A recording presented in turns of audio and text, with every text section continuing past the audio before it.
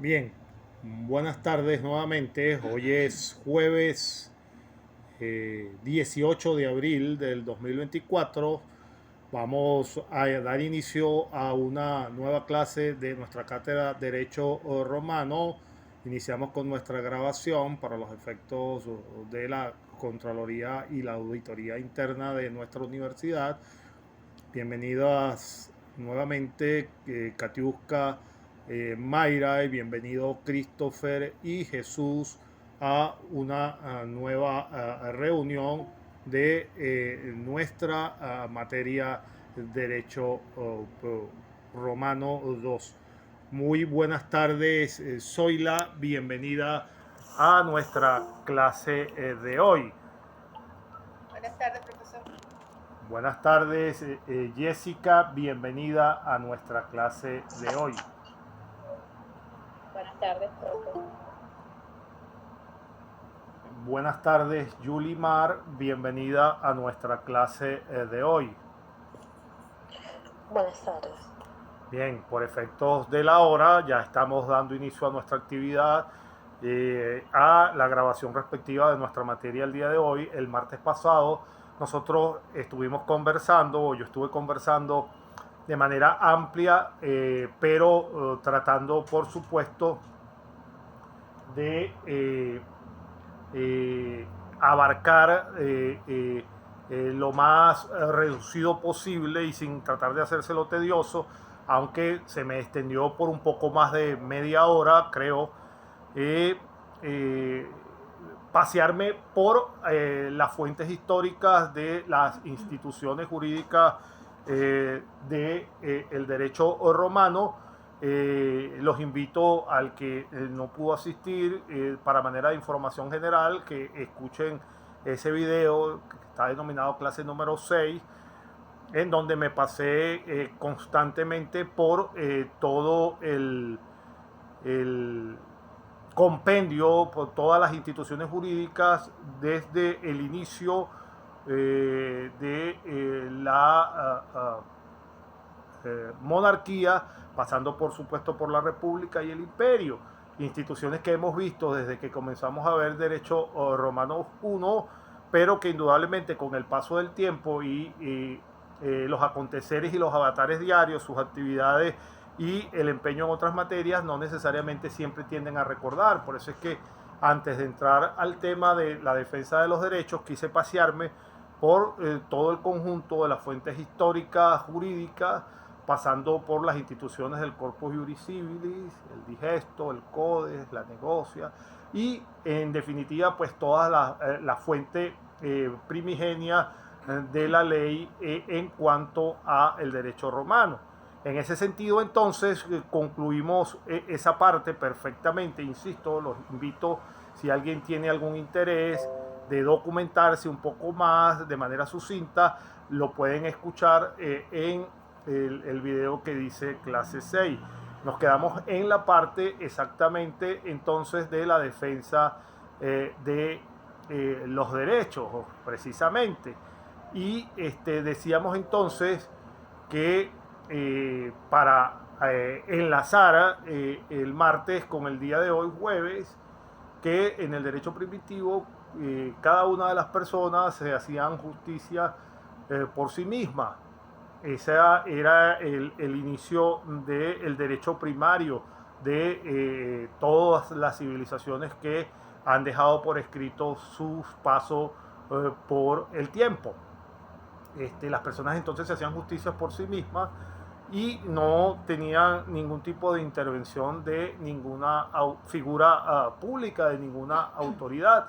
Entonces, posteriormente, esas mismas personas, tratando de limitar las controversias, de bajarle el tono a las confrontaciones, comenzaron a invitar a un tercero para que dirimiera los problemas que surgían entre cada uno de los sujetos que vivían dentro de una misma comunidad. Entonces este tercero se iba a convertir entonces en conciliador, el encargado de dirimir el problema, en ejercer como especie de árbitro, y ese árbitro pasó a ser o pasó a denominarse, como hoy lo conocemos hoy en día, como el juez, pero en la antigüedad también tomó ese tipo de denominación.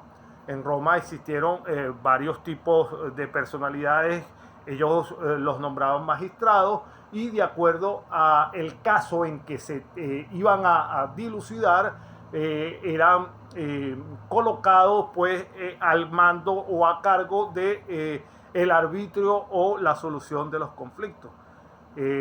Una vez que estos terceros, estas personas que estaban en controversia por algún tipo de litigio, escogían a un tercero para que dirimiera sus controversias, tenían que aceptar de manera voluntaria, pero no solo voluntaria, sino que esa voluntad se convertía en obligación,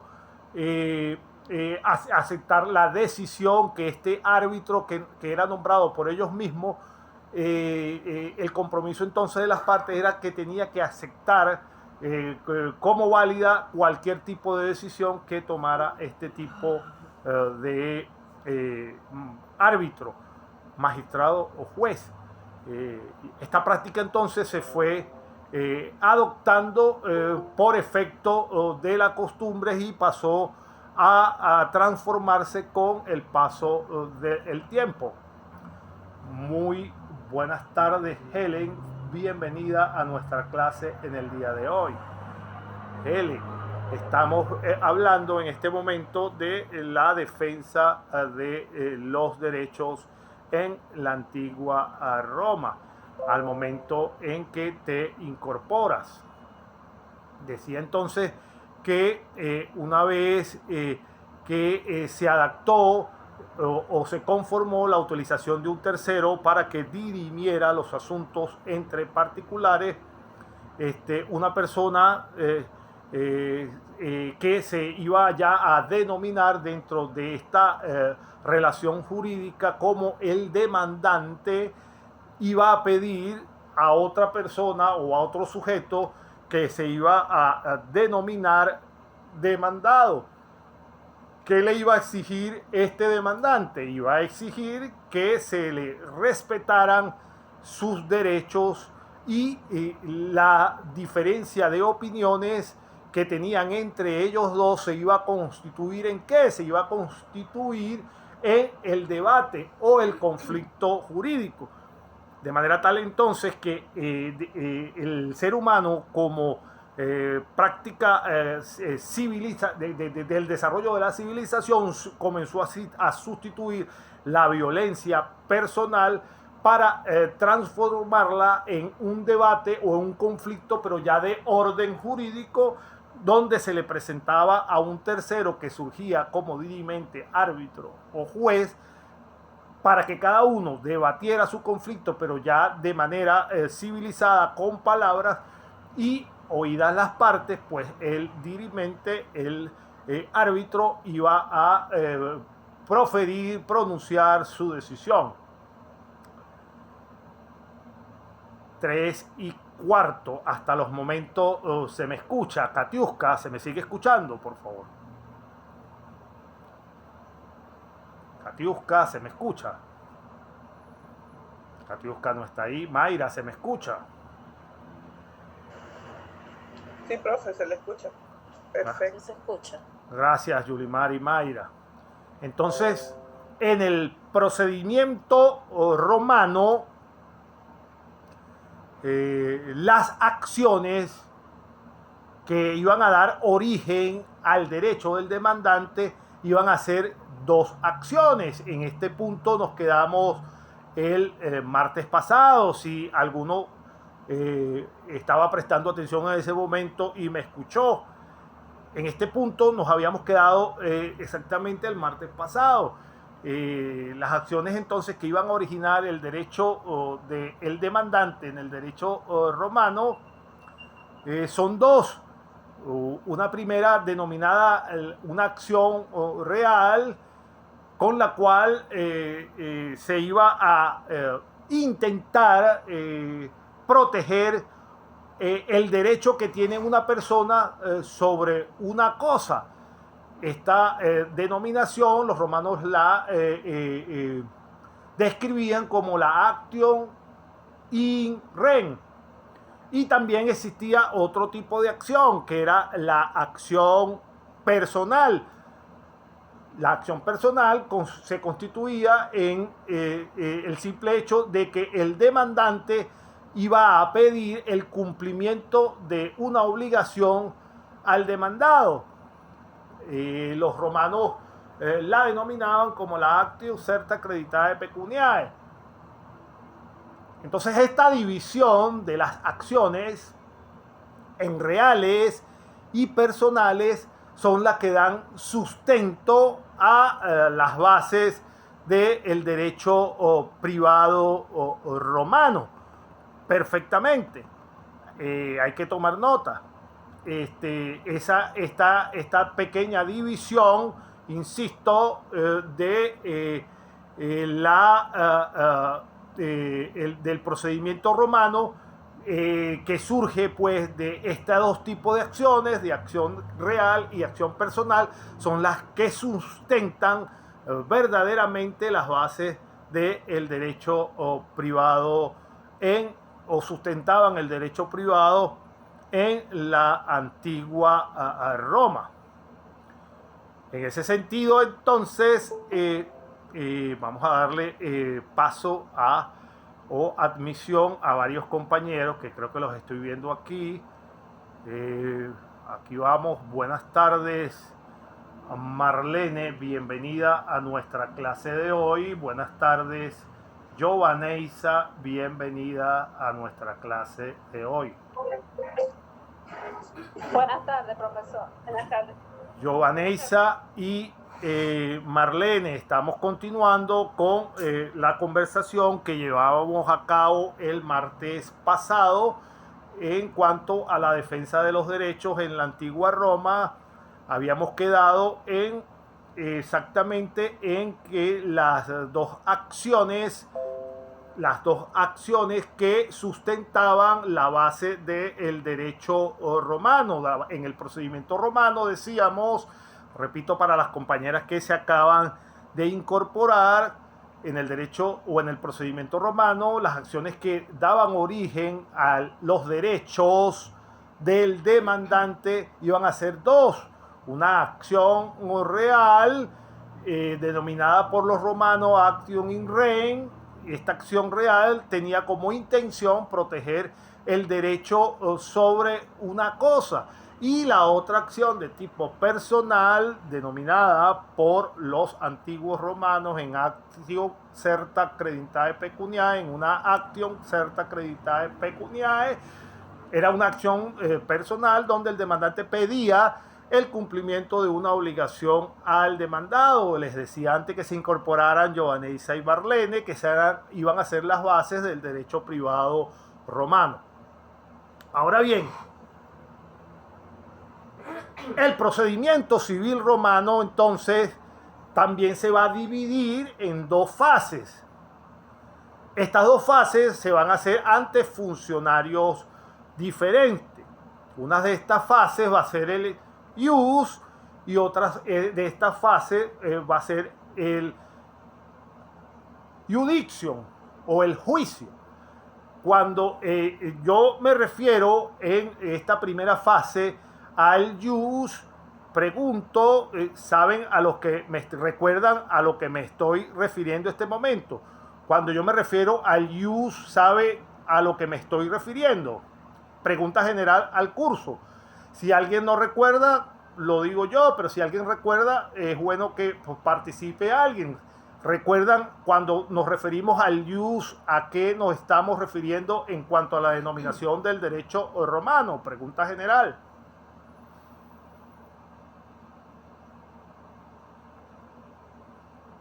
Bien, el silencio habla por sí solo. La pregunta que hizo. Ok, estoy escuchando a alguien que habló, Sí, pero no sé profesor, que está Profe, El derecho. estoy viendo también que se escucha una interferencia. Ok, ya. ¿Qué decía Jesús?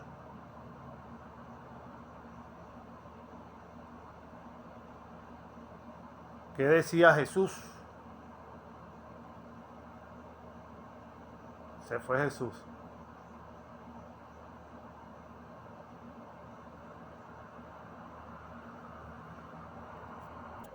Para obligar a otra a que hiciera o dejara de hacer algo o cumpliera con algún tipo de responsabilidad. Eso es lo que se refiere el ius. El ius entonces se desarrolla ante un magistrado. De ahí, en el inicio de la organización judicial, decíamos entonces que el procedimiento civil romano se iba a dividir en dos fases. Una fase ante un magistrado, la parte correspondiente al ius, y la otra parte, la jurisdicción, que es el juicio como tal, se iba a desarrollar ante el juez.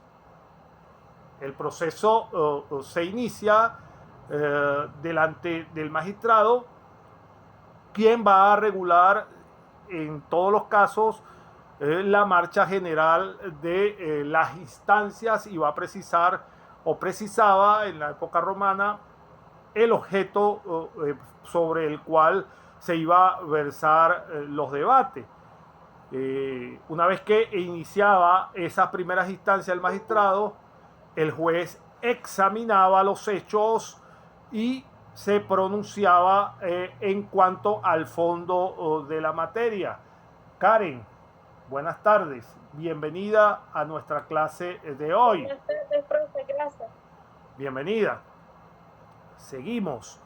Decía entonces, antes que iniciara, que llegara Karen, que una vez que el magistrado regulaba la marcha general de las instancias y precisara exactamente el objeto sobre el cual iba a versar el debate, el juez iba a examinar los hechos y conforme a ese análisis que había hecho iba a sentenciar.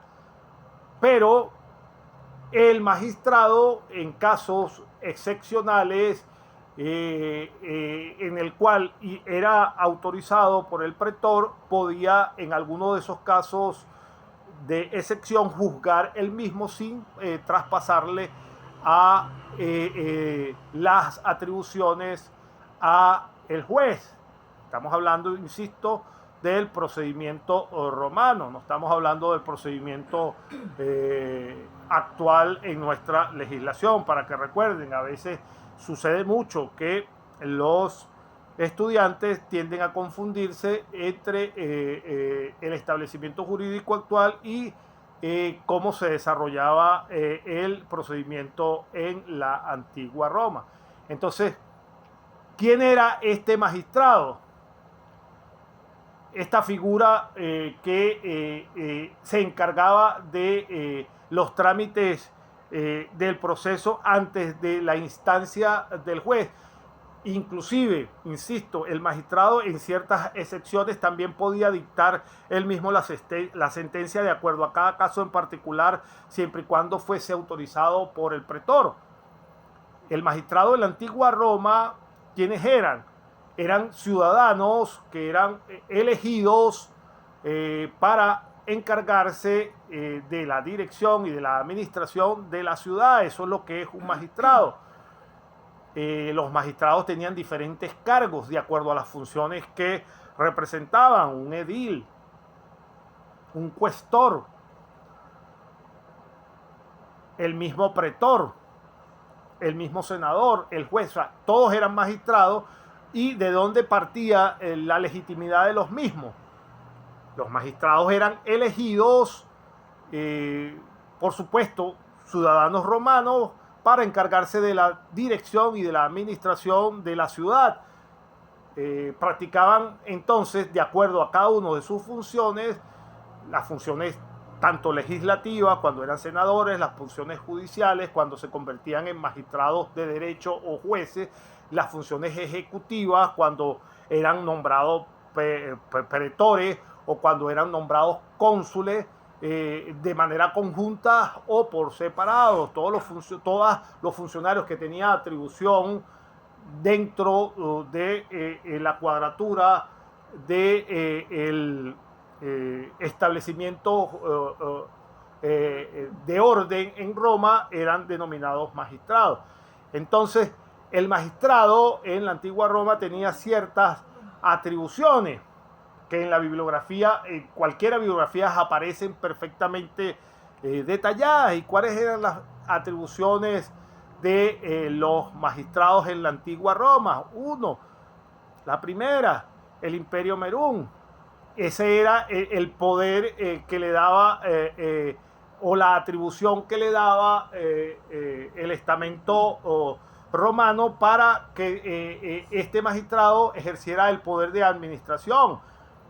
Este Imperium Merum o Imperio Merum, si alguien lo quiere pronunciar de esa manera, implicaba tanto el uso de la policía como el derecho a imponer castigos directamente, a imponer castigos provenientes, por supuesto, de las decisiones judiciales.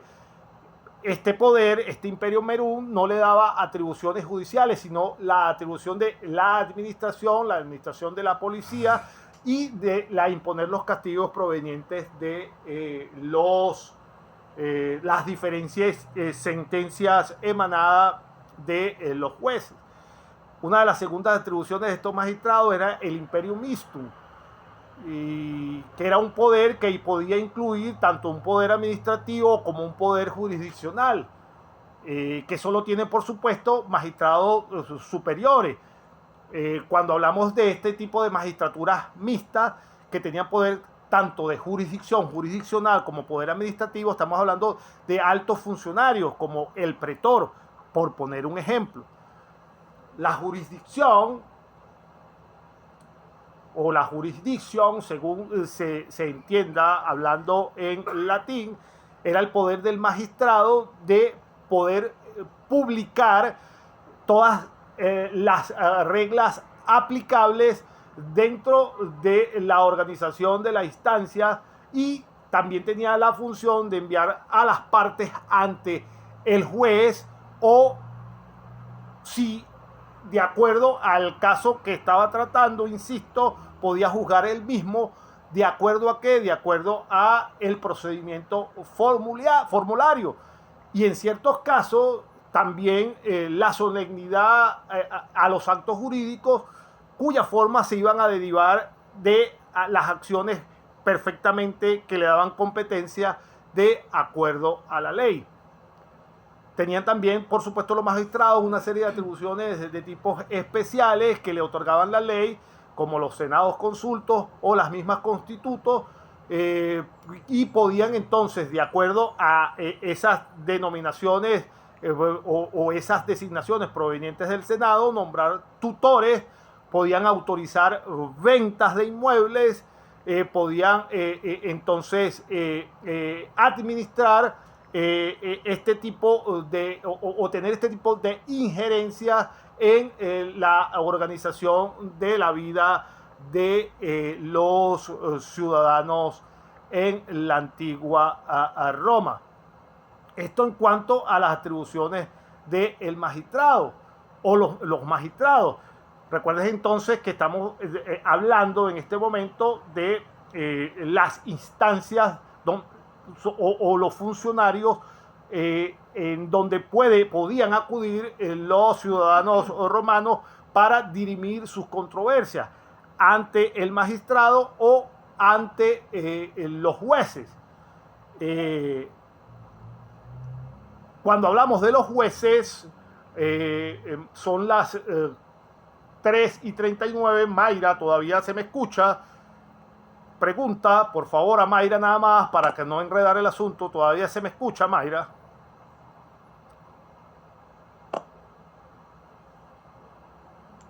Presumo que sí, porque no te escuché, pero presumo que sí. Sí, pues sí se escucha. Gracias, Mayra, muy amable. Disculpa que te interpele tanto. Entonces decía que una vez identificadas las atribuciones de los magistrados, pasamos entonces a los jueces. En Roma existía, en la antigua Roma, dos clases de jueces también. Los miembros de los tribunales permanentes y los jueces particulares. Insisto, en Roma existían dos clases de jueces, los jueces que tenían funciones permanentes y los jueces denominados particulares. Estos jueces particulares eran simplemente nombrados para llevar a cabo algún tipo de caso especial, cuya función iba a terminar. Por eso es que eran jueces simplemente particulares, jueces excepcionales, que eran nombrados simplemente para determinar o dictaminar algún tipo de sentencia en un caso exclusivo. Sentencias tales como en el iudes. ¿Y a qué me refiero yo a el iudes? El iudes es una de las magistraturas del derecho romano y que designa a la persona encargada de decidir de manera objetiva, de manera imparcial, algún tipo de conflicto que era sometido a su decisión. Entonces, por lo general, la disposición de las partes, el iudes desarrollaba el proceso, dictaba sentencia directamente. Esto era en los casos de los jueces particulares nombrados directamente para un caso especial. También existían los jueces denominados recuperadores.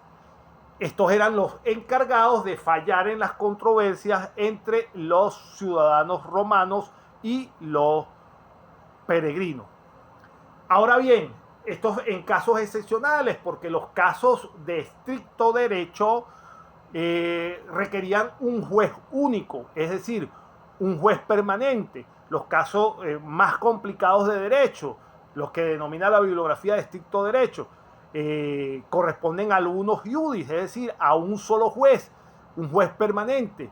Estos árbitros se nombran uno o varios para actos que son de estricto derecho, con la participación inclusive de estos mismos recuperadores, pero que van a juzgar estos casos cuando el caso a tratar es más complicado, de estricto derecho, y son casos o procesos entre romanos y extranjeros, es decir, entre romanos y peregrinos. Los jueces entonces eran escogidos ¿de dónde? ¿De dónde salía la escogencia de los jueces? Los jueces eran escogidos de listas confesionadas y, por esta figura que siempre denominamos, por la figura del pretor, puestas en el foro, en un principio, por supuesto, una lista. De allí, de esa lista de ciudadanos, se podía escoger cuál era el juez o cuál era el árbitro, de acuerdo a las partes que querían que llevara el caso que presentaba la controversia. Entonces, de esa lista se elegía al juez, las partes elegían al juez, y la única condición... ¡Aló! Coño, se me volvió a caer. Seguimos con nuestra conversación. Entonces, los jueces se escogían, les decía, antes de que se fuera la conexión, eran escogidos de una lista confesionada de los altos ciudadanos expertos en derecho. En la antigua Roma se colocaba esa lista en las puertas del foro en un principio, y las partes en litigio podían escoger de esa lista ellas mismas cuál era el juez, cuál era el árbitro que ellos querían para que dirimiera el asunto en controversia. La única condición era que, por supuesto, ese juez, una vez fuese escogido por las partes, tenía que ser aprobado por el pretor. Una vez que el pretor lo autorizaba, pues tenía acceso y conocimiento de la controversia y por consiguiente tenía el poder de emitir una sentencia para dirimir el conflicto entre las partes. A los jueces permanentes se les denominaba decemvirus. Estos eran los que juzgaban los procesos sobre la libertad, sobre la ciudadanía. Y los jueces denominados centuvirus o centuvirus, si quieren pronunciarlo de esa manera, eran los que conocían las controversias con el Estado, con las personas, con la propiedad y todos los casos referentes a las sucesiones. Bajo el procedimiento extraordinario, los magistrados van a juzgar ellos mismos, desapareciendo, por supuesto, los jueces privados. Entonces, en conclusión, para sacar lo medular que tenemos que entender en este mismo momento, las controversias en la antigua Roma se iban a dirimir de acuerdo al funcionario al cual se acudía. Se podía acudir en una instancia de acuerdo a cada caso a los magistrados y en otra instancia de acuerdo a la complejidad del caso presentado a los jueces. Ambos podían emitir algún tipo de veredicto o sentencia de acuerdo a la competencia que se le fuese atribuida en la materia, partiendo por supuesto de la decisión del pretor, si el pretor lo autorizaba. En ese sentido, esta es lo medular que debemos de sacar de esta parte. Los dos funcionarios que se encargaban de dividir los conflictos entre ciudadanos, los magistrados y los jueces. Existían entonces jueces, dos tipos de jueces en Roma, que eran los jueces denominados permanentes y los jueces denominados particulares, que solo eran electos o elegidos para dirimir casos excepcionales y particulares. Perfectamente. Esto en líneas generales es lo medular que debemos llevarnos y refrescarnos a la hora de reforzar los conocimientos en cuanto a esta parte de la materia.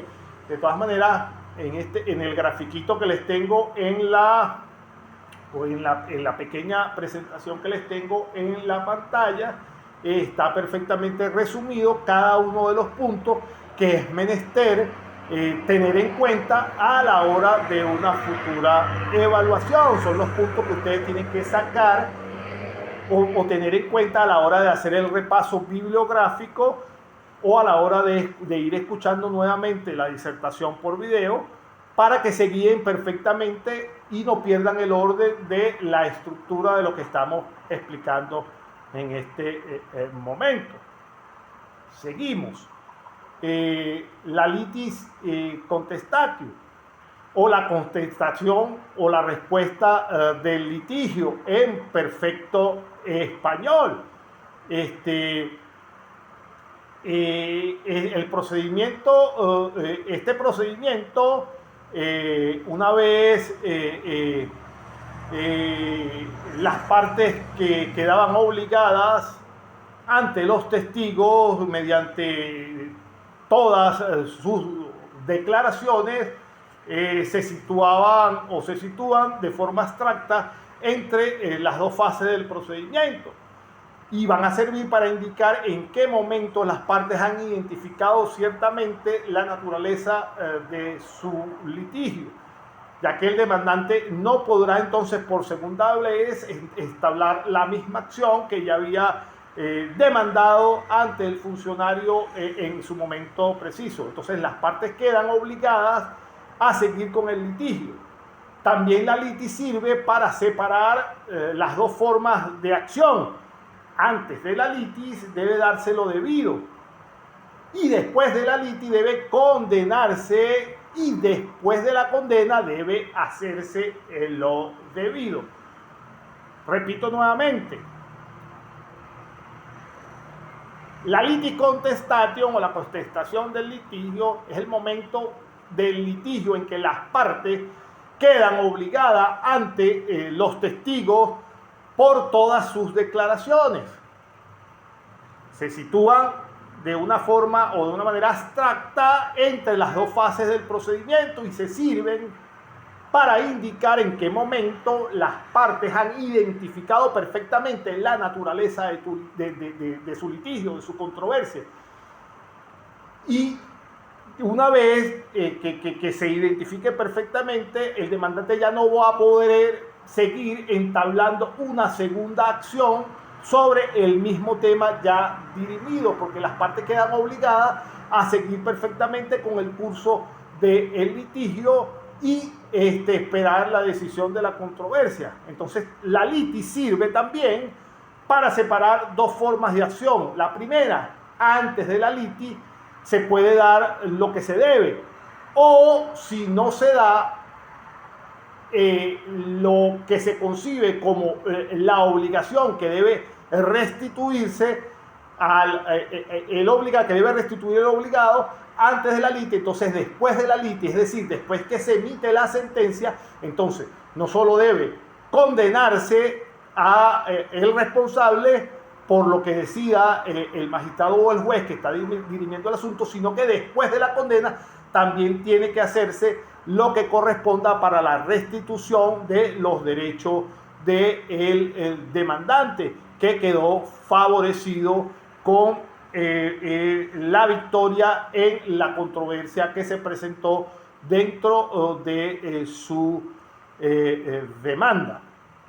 Ahora bien, en este punto nos queda por tratar lo que se conoce como las legis acciones o la legis actium, como se dice en el latín.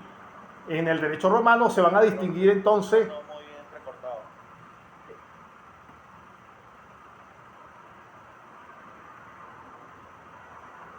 en el derecho romano se van a distinguir 5 acciones. 3 tienen por objeto el reconocimiento por el demandado de un derecho del demandante y las otras tienen por el objeto hacer ejecutar una obligación en la cual el demandado se va a negar o se va a oponer. En cuanto a este punto, nosotros vamos a tomar nota de las legis acciones y del procedimiento formulario. Esto ya no lo vamos a desarrollar en clase, puesto que ser castigado por la ley, insisto. Entonces, en la antigua Roma y hoy en día se entiende por delito sencillo todo acto ilícito que es castigado por la ley. ¿Con qué es castigado por la ley? Por la ley, por una pena. Al igual que todos los pueblos del mundo, insisto, los romanos conocieron 2 clases de delitos. ¿Y cuáles son esas 2 clases de delitos que conocieron los romanos? Los delitos públicos, que los romanos los denominaban crimina. Insisto, los romanos conocieron 2 clases de delitos. Los públicos, que ellos denominaban crimina, que no eran más que las violaciones a las normas jurídicas que directa o indirectamente atentaban contra el orden público. Y también conocieron los delitos privados, que los romanos los denominaban maleficia o delicta. Repito nuevamente para que quede claro, porque son conceptos básicos que siempre preguntamos en las evaluaciones y son básicos y sencillos. Se entiende por delito, por supuesto, todo acto ilícito que sea castigado por la ley con una pena sancionatoria. Y los romanos conocieron 2 clases de delitos, la identificaron. Un delito público, que ellos lo denominaban crimina.